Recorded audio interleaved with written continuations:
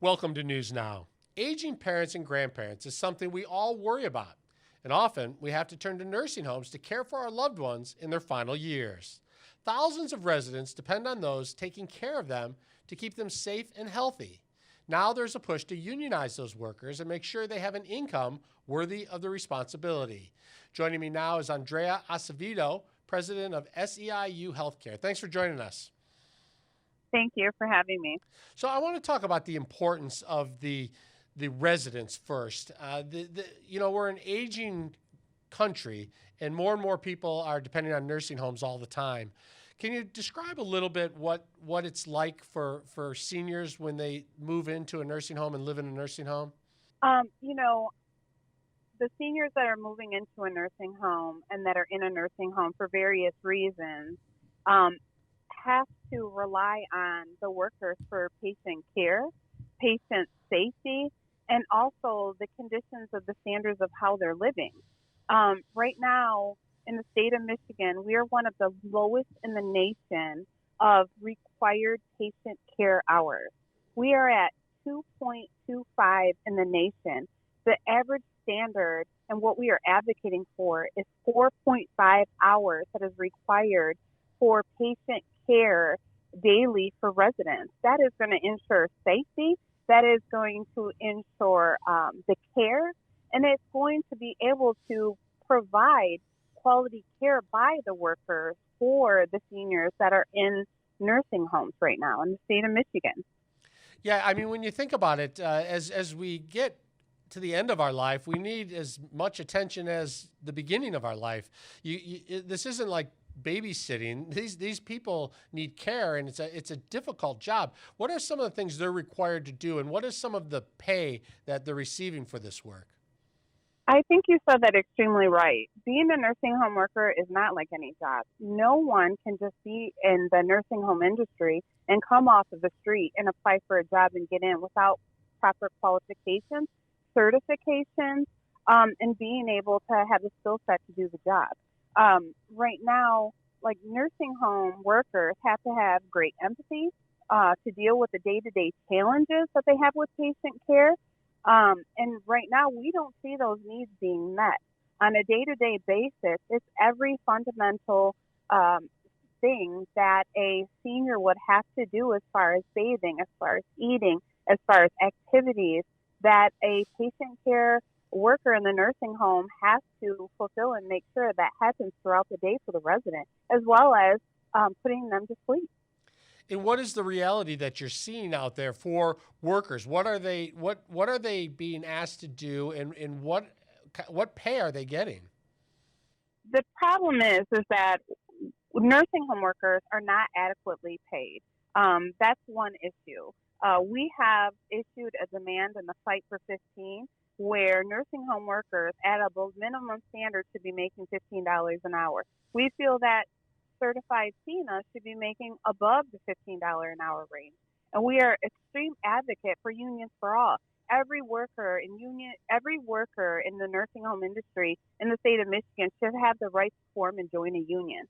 But right now what we're seeing that nursing homes have short staffed workers for way too long. They are using mandation as a form of actual staffing. Short staffing leaves workers exhausted, dissatisfied, and also is at risk for patient care. You think about patients and residents in nursing homes, and it's so important, just little things like getting them to move around or to sit up or so that they don't get bed sores and whatnot. The need to have people interact with our seniors is really important. And you're saying that they're not getting the attention that they really need. We don't feel right now with the current standard levels of the patient care required hours is adequate for a patient to have a successful day of 24 hours. We feel that the workers are not valued at the level they should be valued. And, we have in the Detroit market 66 nursing homes, 6,500 workers, and we have 33 open contracts currently right now, giving the employers the opportunity to do things the right way, for patient care, patient safety, as well as workers. So what are you trying to get done here, and what is the resistance? What we're trying to get done is create a standard in the Detroit market, a standard in Michigan, a standard for the quality of care that nursing home workers should be appropriately compensated in wages, compensated in health care, compensated in paid family leave. We have a strong start to this opening where we are negotiating our contracts, and those standards that we are trying to create and implement in the nursing home industry in Michigan are our focal points. And we have 6,500 nursing home workers in Detroit metro area that are standing united for this to happen. They're difficult jobs, but you'd like them to be desirable jobs, because if you have someone that you have to put into a nursing home, you want to know that they're safe and that they're being well cared for and that they're interacting with people. What would make these jobs desirable? What would make people be fighting for these jobs? What would make people fighting for these jobs in the state of Michigan is being able to be proud of the work that they do, because they are right now. They love taking care of the patients and the patient care that they give. You have to have a generous amount of love and empathy to do this work, just in general, but to be compensated and to feel good about the work that they're doing and be appropriately compensated for that, and have a above poverty wage for themselves, to be able to not rely on the state assistance in any form or fashion, and be able to have the health benefits that provide them to maintain their health, to be healthy, to take care of these seniors. All right, we're going to be following this, and we'll direct people who are interested in this to your website. Thank you for joining us today. We appreciate your time. You're welcome. All right, we'll be back with more news now after this.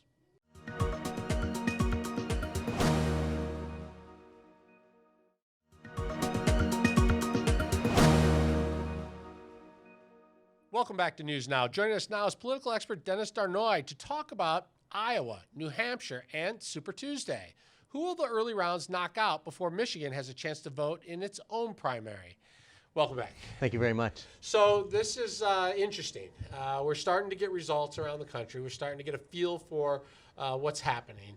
And maybe not surprising to a lot of people, but there's front runners and there's not so much front runners anymore. Exactly. So do you think people start to drop out? And even if they don't drop out immediately, as they start to drop out, how does that change the whole picture of what's going on? Because it really does, because some people support one candidate, and if their candidate drops out, they got to go somewhere. Exactly. So, yeah, I mean, given the results that we saw yesterday in New Hampshire, coupled with what we saw in Iowa, I mean, the field's taking a little bit of shape. I mean, obviously, Buttigieg has done well, and Sanders has done well. Biden, although, he said that I wasn't going to do well in New Hampshire, has tried to lower expectations. He needs a big win heading into Nevada. Obviously, Elizabeth Warren has not placed in the, top tier that she had expected. So, yeah, candidates now, their resources dry up. Donors have to now make a decision. Do I continue giving these candidates money, or do I start to spend my money elsewhere? So, yeah, we are going to see things shake up before we get the candidates coming here to Michigan. And the top 4 or 5 can keep going if they want. They have enough money, enough name recognition to keep moving along. But is Super Tuesday kind of a firewall for some? Yeah, I mean, so right now things have kind of gone as we've expected. I mean, as the polls have shown. So we expect Nevada to be a contest between Sanders and Biden. Then right now, South Carolina, Biden still is doing well there. So what you would likely have going into Super Tuesday is 3 candidates who have claimed that they've taken the top spot over the first 4 contests. Those other candidates, such as Klobuchar and Warren, now have to make a decision, where is our last stand? And money is in short supply. So yeah, I think after Super Tuesday, you'll see a winnowing of the field, and all the candidates that are there today will not be there come the election in Michigan. So as you look at the candidates who are going to drop out, where do they start to go? So, I mean, most of the supporters, so if you look at the Warren supporters, right, they are mainly Sanders supporters ideologically. There is some contention among them as they're fighting it out right now. Others would go to Klobuchar if she's still around, and some would go to Buttigieg. The Klobuchar supporters, I think, are a little bit up for grabs. I mean, they may go Biden, but now Mike Bloomberg's coming into the picture starting on Super Tuesday. So all of a sudden, he's going to be a real consideration.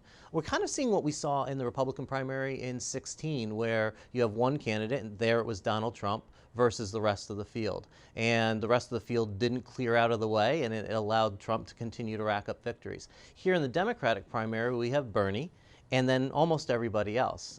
It's my assumption that Elizabeth Warren won't be in Michigan. So I think it will probably be Sanders alone on the left side, and then all the other candidates trying to say, I'm the best person to beat both Sanders and Trump. And where does Bloomberg fall between Biden and, say, Sanders?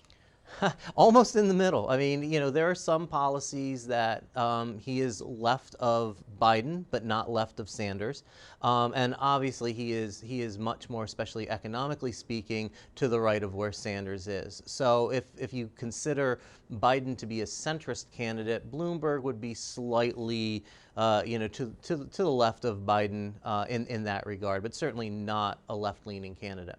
So do you see Sanders really just starting to pull way out in front if Warren were to drop out and he's left alone on the left? Absolutely. I mean, his depth of support, even here in Michigan, it's remained for the past 4 years. So he's got a really hardcore level of support. And as these candidates drop out, now their supporters are looking, who do I support next? And you always kind of want to back a front runner. So if Bernie's racked up, victories and near victories in the first 4, and then after Super Tuesday, all of a sudden he looks like he's going to be the nominee, and people want to get behind that.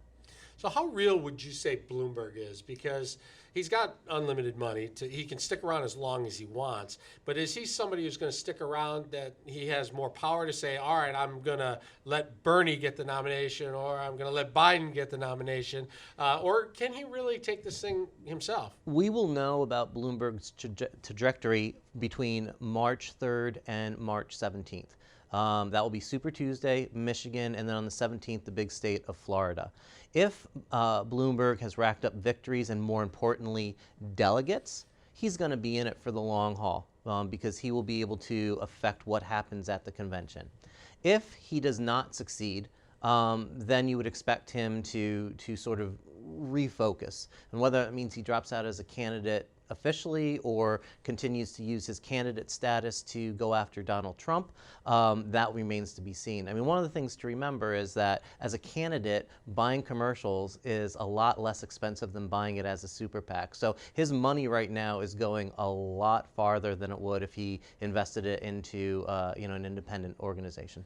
And so the rest of the country, do they even care, or do they just say, if you're a Democrat, you say, well, I'm just going to wait it out, and whoever gets there, that'll be my person because I just don't want Trump? In the general election, that's what they're hoping for. Right now, there is a bit of a fraction within the Democratic Party, and it depends on how contentious these next couple of months are.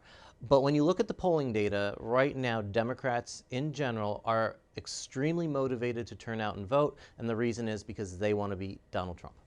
All right. Thank you for joining us today. Thank you for having me. We appreciate it. We'll have more news now right after this break.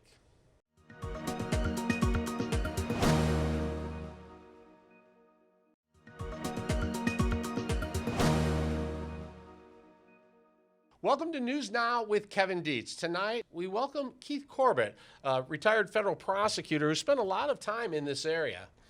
Yes, I was, when I was working for the department, I was involved in the organized crime and labor racketeering section of the DOJ, and then when I went to work for the U.S. Attorney's Office, we still covered many labor violations. Most people probably remember you from doing the cases against the Detroit Mafia, but those were kind of they were all financial crimes, I guess, right? Right, at the end of the day. and there has always been, in many major organized crime cases, have touched on labor unions, particularly the Teamsters Union, but labor infiltration has always been one of the signatures of mob involvement in criminal activity. So tell me what you're seeing as this UAW investigation plays out. Well, it's interesting. When I first came to Detroit more than 30 years ago, the UAW was sort of held up as the Cadillac, for want of a better phrase, of labor unions, in the sense that it was a very well-run, very democratic union in which the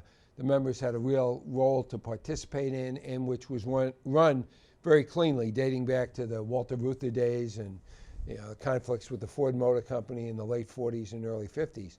And as I said, it was the benchmark by which most unions were judged, whereas on the other side of the coin, the Teamsters Union was viewed as a union which was rife with corruption and organized crime involvement. You can even see, for instance, in the recent movie of questionable accuracy, The Irishman, there's a lot of involvement, and the main reason for Hoffa's disappearance, and I think that part of it is correct, is his conflict with organized crime figures. But the UAW has always spared that specter, and even in this case, that specter isn't there. But it's a sign of how things have changed, that there's allegations and actually proof in terms of pleas and things like that of massive corruption at the upper echelons of the UAW and victimizing the members. Yeah, so because now that we have some people who've pled guilty, who've gone to prison, what do we know was going on? I mean, we hear stories about big parties with expensive cigars and booze and things, and we hear a lot about embezzling. And right. As somebody who likes to smoke cigars occasionally, the prospect of $60,000 or $70,000 spent on cigars is very interesting. I think what happened, one of the things that's happened in terms of the way contracts are negotiated, recently the labor unions or the UAW and a number of the automobile manufacturers have sort of transitioned to positions where they allow the union to control healthcare funds, training funds, things like that, which in the past were outside the purview of the collective bargaining agreement. I mean, basically, the old days were how much per hour are we going to get and how many people are going to be rated at this level. But as things began to transition, particularly in the healthcare field, you found yourself in a situation where large sums of money were put under the unions, if not complete control, at least significant control, in conjunction with management. And it seems to be that those are the areas in which the problems that have resulted in these convictions have arisen, when labor officials have a right to determine how educational funds are going to be spent, how training funds are going to be spent, the opportunity to put your hand in the cookie jar developed, and apparently a number of people have decided to avail themselves of that option. Whereas 30 or 40 years ago, it was either management or labor, but management was not giving labor large pools of money with which to make their own judgments as to what to do. The UAW's job is to look out for their workers, right, and get them good contracts and make sure they have good working environment and arrangements. And if they're cozy with these other groups, or they have all these parties, how does that impact the negotiations when these contracts come up? And what impact have they had on the past, the present, and even the future? Right. I mean, the question you have to ask yourself as a rank and file member, are they interested more in getting me direct benefits, i.e. more salary, better health care coverage, or do they want to create a situation where these issues such as health care coverage and other things and educational retraining are going to be put into a pool that's funded by the employer but then controlled by the employees, where the officials of the UAW may have access to large amounts of cash on their own? And I mean, obviously, the $60,000 or $70,000 in cigars, or $60,000 or $70,000 that didn't go to retraining, didn't go to re-education, didn't go to health care coverage. So every member of the union, and that's just one relatively small issue, every member of the union who hasn't had an opportunity to benefit from that has in fact been hurt by that. And you have to wonder whether or not they're seeking in the collective bargaining agreement more of those kinds of contribution to pools of funds controlled by the union, as opposed to direct payments to individual employees of the UAW. If their job is to negotiate these deals, is it possible that they said, you know what, I'm having such a great time with you, don't worry about these guys getting a raise? Well, that's always been the concern. If you know, I've always been fascinated by the fact, and I understand the reasons why, but many of the people who run the UAW, and this is not to say anything about whether or not they're involved in criminal activity, but many of the people in the UAW hierarchy never worked in a union. They came out of college and they went into the labor field and they got in there and they're in management of the union. And I mean, we even see occasionally lawsuits by employees of the UAW or other unions suing the union for which they work, claiming that they're not getting fair treatment. And it's not as if it were, you know, 40 or 50 years ago when most of the people who were running the union had come up on the line and actually built cars and worked in the factory and knew people in the factory. We now have a class of people who've gotten into the labor movement and become executives in the labor movement, and their concerns are very different from the rank and file members. Many of the political positions taken by union leadership are diametrically opposed to the average rank and file worker, and you have sort of a two-tiered system. There's the union management and the actual working stiff on the line who's trying to, you know, get his kids through college and pay for his bills. And there really is a diversity of needs, interests, and goals. And you wonder whether or not that is filtering down to the way in which contracts are bargained and handled. I felt terrible for watching these men and women out on the picket line in this last negotiation. And in the paper every day, there's another story about corruption with the UAW leadership. And you're just wondering, are these guys going to get steamrolled by the company in this negotiation? That's right. And you have to wonder about whether or not, when you come to difficult issues, the management sees that if we make this kind of a deal with the establishment and we fund this training program or this healthcare fund in a larger manner, we can cut down on other benefits that we have to pay because these guys want to have a fund they can control, and they'll settle for more money in the fund than maybe